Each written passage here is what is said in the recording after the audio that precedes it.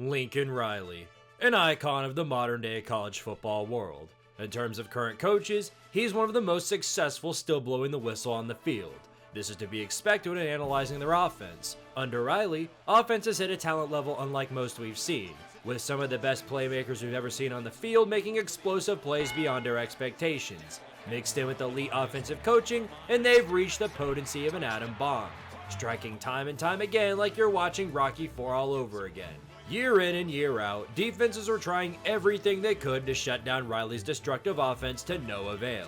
Awards were won, conference championships were won, and useless bragging debates on the internet were won. For a fan under Lincoln Riley's tutelage, this part of the game was a pleasure and a half to watch unfold. If this were the entire game of football, Riley would be one of the most successful coaches of all time. But it just so happens that there's another whole part of the game that he has yet to figure out. The defense. Like a sheep in wolf's clothing, Lincoln Riley's offense was a distraction away from the other side of the football. The offense was scoring on near every drive, but this was less of luxury and more of necessity, because the defense was allowing the other team to do the exact same thing to them. Baker Mayfield, Kyler Murray, Jalen Hurts, that's just some of the names of players that put up pro numbers under Riley's offensive game plan, but more often than not, their fruits would rot due to the defense being incapable of stopping a nosebleed. The grace factor for Riley was that he was the coach of the Oklahoma Sooners, who resided in the Big 12, a conference living under the same construct of optional defense during this time period. Probably because they knew that Oklahoma's entire game plan was just to score and pray.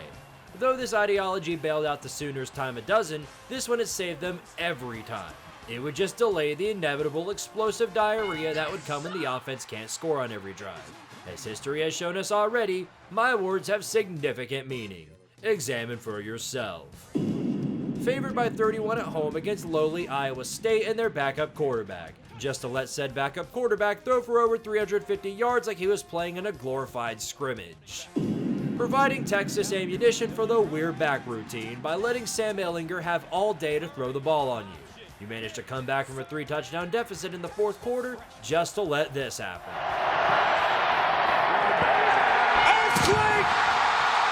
If only the defense was clutch, or even there at all. But how about jumping out over Kansas State 17-7 just to watch as Skylar Thompson and company outscore you 41-6. 41-6 with Jalen Hurts and CeeDee Lamb on your squad. Only with Lincoln Riley is 500 yards of offense not enough to win a football game. But what about doing the exact same thing again? Twice in the same season to the same teams. Losing your offensive edge at the worst times, such as the shit-tacular with Baylor where stopping the run was like telling Lincoln Riley to do 100 push-ups on the surface of the sun and not burn to death. Burn to death is an exclusive fate for their defense. Well, at least you still have Bedlam, right? Nope. At least the special teams is following after the defense. Death for all. The circus isn't exclusive to regular season games, as we all know. Actually, it showed its true colors in the national spotlight when all of the pressure was on them.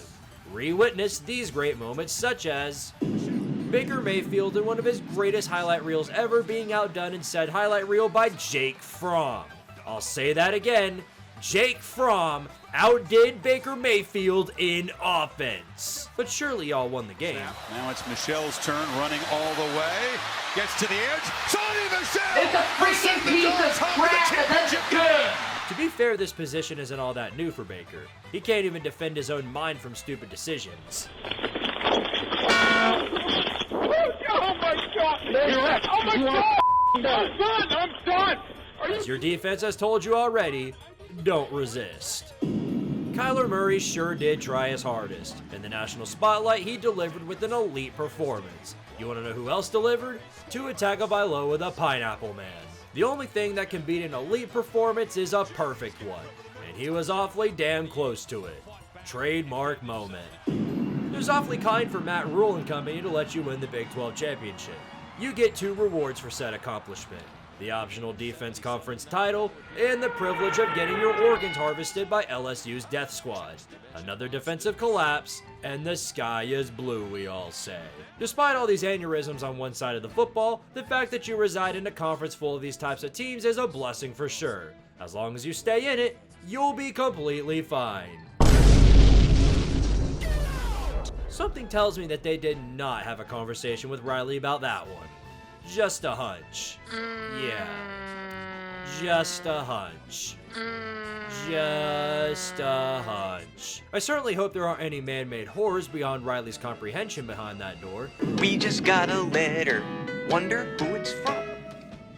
Oh, hello there! The kryptonite of Lincoln Riley. A team with a well-coached offense in front of a 25-year-old veteran quarterback who just couldn't seem to graduate. One of the rare instances where they gave you the old cheek clapper twice in one season. Ruined your playoff hopes while they were at it. Embracing a culture where it's reasonable to paint your fingernails with F Utah seems less than ideal. As I'm sure you all know, there are two ways to prevent losing in the big postseason games. Way number one is to win the games. Riley chose to go for option number 2. Just stop showing up in general. Perform at such a low level that you aren't even allowed to participate in the Pac-12 championship. The defense was performing at such low levels that they've reached the back rooms of expectations. But we have Bear Alexander. You did, for a few months. It was at this moment that Riley came to a stunning revelation. Defense matters. Wow! Thus, 2024 would feature a brand new Lincoln Riley to the stage. The defense was competent. You proved you know a little more about it than Burger King Brian Kelly does, but while they've become good enough to exist, are they clutch? This is a lesson still trying to be instilled in Nebraska and Texas fans, but USC is going to have to learn a thing or two about planting their feet in the most critical of moments, or else. And they got it, and then some. Mullings dragging Trojans. Broke free. Mullings in the clear. It's a foot race. He'll get tracked down, and he comes up with the biggest play of the day. Mullings. He's in. Touchdown, Michigan. Lose in the most Lincoln Riley way possible. Not only is Riley incapable of getting back to the big stage, his stock is trending downwards in record-breaking speed. There aren't any natties to prop him up and overshadow his shortcomings either. Considering the state of the Big 12 today, being conference champions for years in a row isn't that much of an accomplishment anymore. At least not for a coach behind blue blood status. While USC's crowd turnout is like an Amy Schumer show, the fans that pretend to care are getting sick of mediocrity. Maybe it's another hunch, but I have a feeling that there may be a lingering curse following Riley as he tenures through his coaching career. Think about it.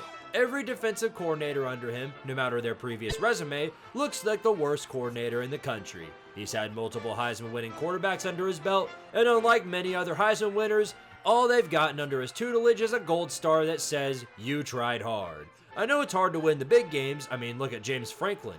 This year's performance alone bought him another 10 big game collapses. There are other examples that we could poke fun at, but with the resources your institutions have had under your watch, it's crazy to think that all you have to show for it is a bunch of conference trophies from a conference said team isn't even in anymore. Welcome to the current year.